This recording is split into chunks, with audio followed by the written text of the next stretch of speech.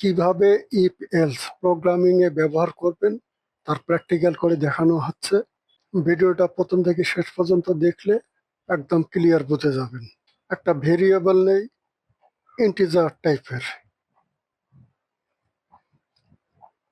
যে ভেরিয়েবলটা নাম দেই পাসওয়ার্ড, ব্ল্যাঙ্ক ভেরিয়েবল। যখন ইফ ফার্স্ট ব্র্যাকেট, এখানে পাসওয়ার্ড, যে পাসওয়ার্ড সমান সমান, যে মনে করেন আপনি একটা ডিজিটাল লক কিনছেন, সংখ্যা দিয়ে পাসওয়ার্ড দেওয়া যায়, সংখ্যাটা মিললে লক খুলবে আর না হলে বন্ধ থাকবে। আপনি একটা মেসেজ পাবেন খুলছে কিনা। তো এখানে সংখ্যাটা দিলাম, মনে করেন 1 2 3 4। এখন সেকেন্ড ব্র্যাকেট ওপেন ক্লোজ। তাহলে কন্ডিশন হলো এই যে ইফ ফার্স্ট ব্র্যাকেটের ভেতরে যেটা থাকলো এটা হলো কন্ডিশন।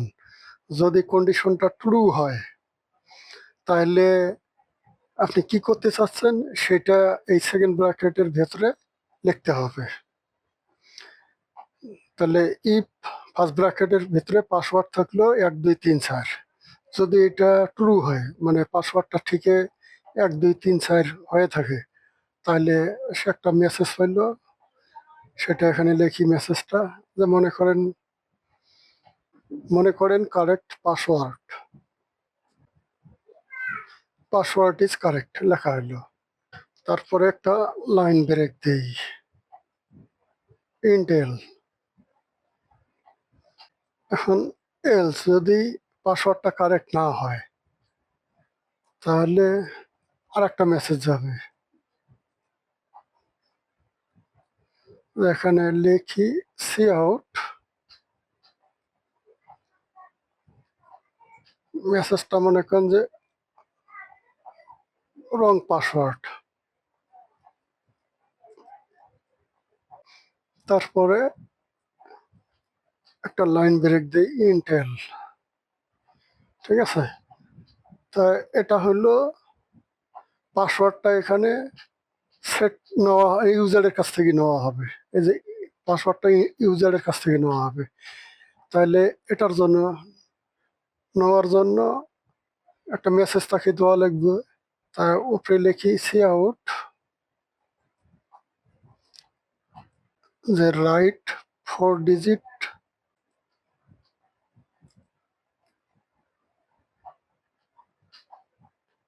বলা হলো 4টা সংখ্যা লেখার জন্য, সেমিকোলন দেই। এখন ইউজার এখানে 4টা সংখ্যা বসাইলো, সেটাকে নেওয়ার জন্য, ধরার জন্য সিন কি করবে, এই পাসওয়ার্ডের মধ্যে রেখে দিবে, দিয়া সেমিকোলন। আর ইউজারকে একটা মেসেজ দেওয়া আছে রাইট 4 ডিজিট, সে 4টা সংখ্যা লিখবে, সেটাই যে সিনের মাধ্যমে পাসওয়ার্ড ভেরিয়েবলের কাছে জমা থাকবে। তারপরে কন্ডিশন এখন অ্যাপ্লাই হচ্ছে, এটা চেক হবে। যদি পাসওয়ার্ড সমান সমান 1234 হয়, 1 2 3 4 দিছি, যদি এটা কারেক্ট হয় তাহলে সেই মেসেজটা দেখাবে যে পাসওয়ার্ড ইজ কারেক্ট। আর যদি পাসওয়ার্ডটা ভুল হয়, সঠিক পাসওয়ার্ড না দিতে পারে, তাহলে রং পাসওয়ার্ড। তো এখন এটার আউটপুট দেখি। এই যে মেসেজ দিছে রাইট 4 ডিজিট, 7 9 8 দিলাম। এখন মেসেজটা কি দেয়, যেহেতু পাসওয়ার্ড সঠিক হয়নি তাহলে রং পাসওয়ার্ড আসবে। এই যে রং পাসওয়ার্ড মেসেজ দিছে। আবার ডরি,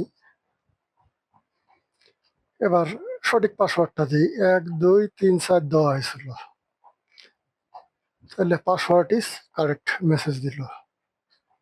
তাই ইপেলসের এটা একটা ব্যবহার জানলেন, যে ভেরিয়েবলটা এখানে চেঞ্জ করি এস, তাহলে ইউজার মেসেজটা পাবে, সে তার বয়স লিখবে, রাইট ইয়র এস।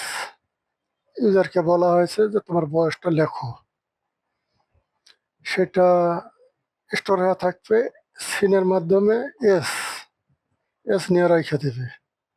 তারপরে আর একটা মেসেজ দেওয়া হবে ইউজারকে, সে আউট রাইট ডিস্ট্রিক্ট। ইউজারকে বলা হলো যে জেলার নাম লেখো, তাহলে সে জেলার নামটা লিখবে। লেখার পরে সেটা সিন ক্যাচ করবে, নিয়ে তারপরে রাখবে কার কাছে, এটা ভেরিয়েবল নিতে হবে স্ট্রিং টাইপের, স্ট্রিং ডেটা টাইপের। স্ট্রিং লিখে উপরে স্ট্রিং যে ডিস্ট্রিক্ট দেয়া সেমিকোলন। তাহলে এটা স্টোর হয়ে থাকবে ডিস্ট্রিক্ট ভেরিয়েবলের কাছে। তাহলে এখানে কাজ দুটা করা হলো, প্রথমে দুটা ভেরিয়েবল নেওয়া হলো, একটা ইন্টিজার টাইপের এস আর একটা স্ট্রিং ডেটা টাইপের ডিস্ট্রিক্ট। তাহলে মেসেজ দেওয়া হবে ইউজারের কাছে রাইট ইউর এস, সে তার এস লিখবে। তারপরে আবার মেসেজ হবে রাইট ডিস্ট্রিক্ট, জেলার নাম লিখবে, সেটা সিনের মাধ্যমে ডিস্ট্রিক্ট ভেরিয়েবলের কাছে স্টোর হয়ে থাকবে। তো এবার যেটা ইপেলসের লজিক্যাল একটা ফাংশন দেখানো হবে, যে ইফ লেখছে এখানে, তা কন্ডিশনটা ফার্স্ট ব্র্যাকেটের মধ্যে থাকে, তাহলে এখানে লিখি যে এস ভেরিয়েবলটা কল করা হলো যে 18 equal S greater than equal 18। যদি মনে করেন আপনি একটা প্রোগ্রাম তৈরি করতেছেন যে 18 বছর বা তার বেশি যাদের বয়স হয়েছে তারা ভোট দিতে পারবে, এবং ভোটটা দিতে পারবে শুধুমাত্র ঢাকা জেলার, ঢাকা জেলার নাগরিক হইতে হবে। 18 বছর বা তার বেশি যাদের বয়স তারাই ভোট দিবে। তাহলে এখানে এন্ড ডিস্ট্রিক্ট, এই যে ভেরিয়েবলটারে এনে কল করি,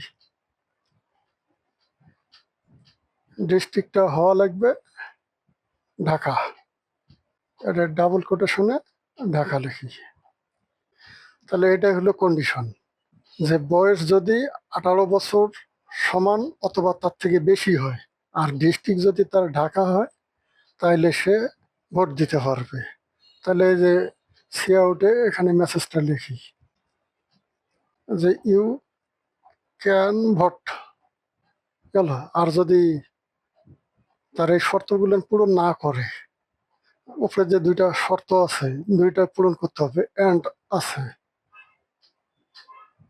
তাহলে সে একটা মেসেজ পাবে যে sorry you can not vote. তাহলে কন্ডিশনটা হলো এটা ইফ যদি বয়স 18 বছরের সমান বা তার বেশি হয়, এবং শর্ত আর একটা আছে, দুইটা শর্ত এখানে, এটা লজিক্যাল অপারেটর, আর ডিস্ট্রিক্টটা যদি ঢাকা হয়ে থাকে তাহলে ভোট দিতে পারবে। তাহলে এখন আউটপুটটা দেখি, রাইট ইউর এস, এস লেখির বলতেছে, তা মনে করেন লিখলাম 31, এন্টার দেওয়া হইলো, এখন ডিস্ট্রিক্টের নাম লিখতে বলতেছে। তা প্রথমে যে কোনো একটা ডিস্ট্রিক্টের নাম দেখি, মনে করেন রাজশাহী, লেখা এন্টার দিই, মেসেজ দিছে sorry you can not vote. কারণ শর্ত কয়টা ছিল, শর্ত ছিল 18 বছর বয়স হওয়া লাগবে, কিন্তু এখানে বয়স হয়েছে 31, এবং সেখানে এবং আছে আর একটা শর্ত ছিল ডিস্ট্রিক্ট হওয়া লাগবে ঢাকা, কিন্তু এর ডিস্ট্রিক্ট রাজশাহী। এই যে দুইটা ম্যাচ করে নেই, এই কারণে সে ভোট দিতে পারলো না। এখন এখানে লিখি রাইট ইউর এজ, যে মনে করেন বয়সটা 12, তারপরে রাইট ডিস্ট্রিক্ট, ডিস্ট্রিক্টের নাম লিখতে বলতেছে, যে ঢাকা লিখলো কিন্তু বয়স 12। তাহলে এ কি ভোট দিতে পারবে? এও পারবে না, কারণ শর্ত আছে বয়স হওয়া লাগবে 18 বছর কমপক্ষে, আর ডিস্ট্রিক্ট হওয়া লাগবে ঢাকা। অর্ধেক মিলছে অর্ধেক মেলে নেই, এই কারণে সেই মেসেজটা পেল sorry you can not vote. এখন আসেন সঠিকটা দিয়ে দেখি, যে রাইট ইউর এজ, যে 25 বছর, তারপর ডিস্ট্রিক্ট ঢাকা, দে এন্টার। এই যে এর মেসেজ দিছে ইউ ক্যান ভোট, তুমি ভোট দিতে পারো। তো আজকের টিউটোরিয়ালটা এখানেই শেষ করছি। আল্লাহ হাফেজ।